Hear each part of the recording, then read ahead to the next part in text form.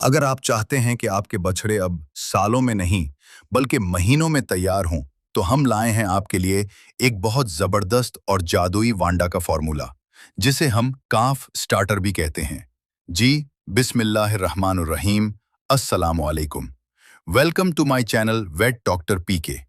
आज हम आपको काफ स्टार्टर और साथ में इन बछड़ों के लिए वांडा बताएंगे जिनके पेट लटक गए हैं।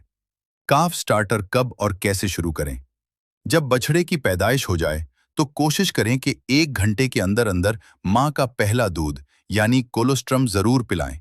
ये बच्चे को मजबूत इम्यूनिटी फराहम करता है। बच्चे को दूध इसके जिस्मानी वजन के 10% के हिसाब से पिलाएं। इसके बाद तकरीबन 5 से 7 दिन की उम्र से काफ स्टार्टर देना शुरू करें। शुरू में थोड़ी थोड़ी मिकदार दें और आहिस्ता आहिस्ता मिकदार बढ़ाते जाएं। पानी साफ और सुथरा हर वक्त दस्तयाब होना चाहिए और जगह साफ और खुश्क होनी चाहिए। अब बात करते हैं वांडा बनाने के लिए हमें किन चीजों की जरूरत है। Number 1, मक्कई 12 kilo.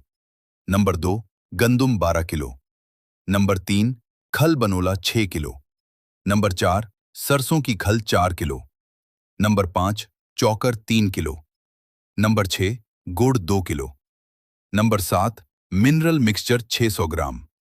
नंबर 8, डीसीपी 400 ग्राम। नंबर 9, नमक 300 ग्राम।